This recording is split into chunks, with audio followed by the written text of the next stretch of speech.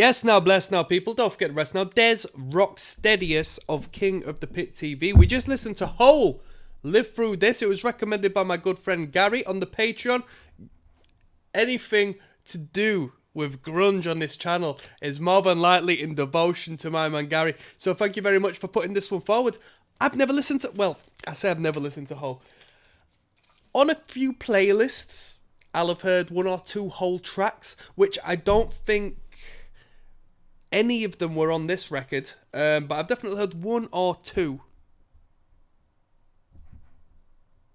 Trying to remember some names. I don't know.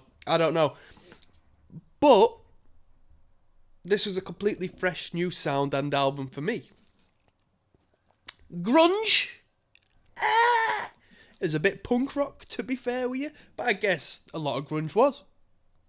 It was quite rock and roll, to be fair with you, but I guess a lot of grunge was. So, I gotta put some respect on this record. Man, there's a lot of stuff to talk to. So, production was good. The production was good. The production, by the sounds of it, actually did a little bit of magic for the band, because it felt like, instrumentally speaking, the band wasn't, respectfully, the greatest band of all time. They, very back to basics riffage.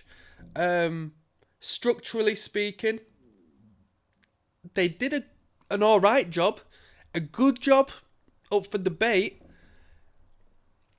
Courtney Love and her vocals really were the powerhouse, quite literally, just, well, not literally, but you know what I mean, the power in the voice and the vocal is a whole different kettle of fish.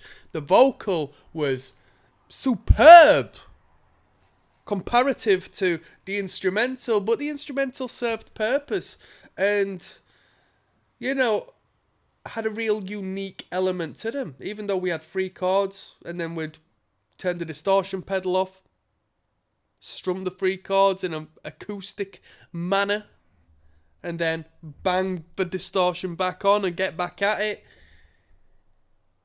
Drummer was pretty cool. Lyrically, very good. Good use of repetition. Kurt Cobain and Nirvana influence. More so Kurt Cobain influence. And I know people say, or at least there's this ongoing dispute in the comment section that did Kurt write the record or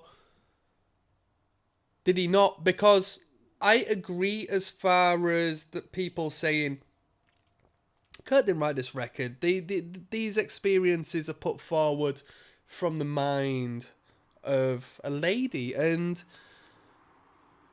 I can definitely hear that, but I wouldn't put down the fact that there definitely is some clear Kurt Cobain melodic and vocal approach, at the very least, influence on this record.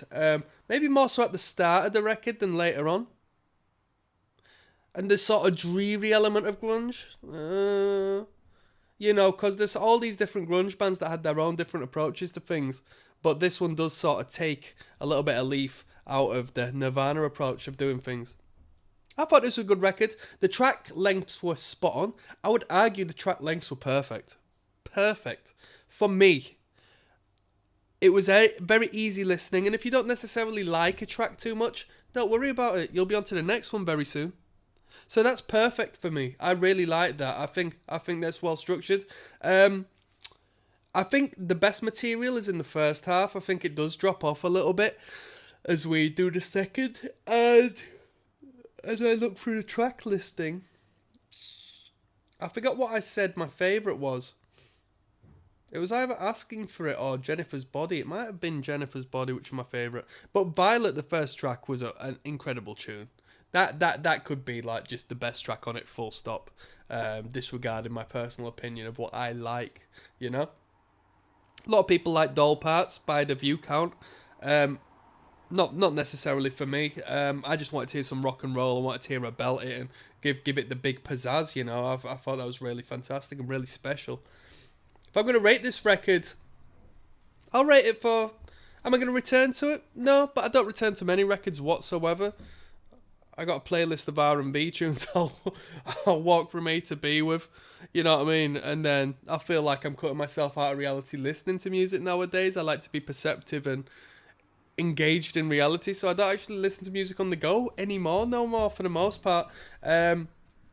So I don't really listen to too much music outside of this channel now, unless it's an R&B playlist. Or get a little bit of a sweetie guy flavour on when I'm going from A to B. 7 out of 10. I'll give this record respectfully. That's a good rating. That's a good rating. A lot of people in the comments saying, "Oh, this is the greatest album of all time." Blah blah blah. Hey, each to their own. I can definitely see why people would say that.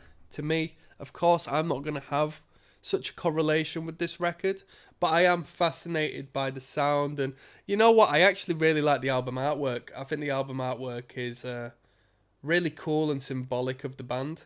I like it. I don't know what is implied, but I do like it, and I think the aesthetic of it is just pristine. I think it really suits the record.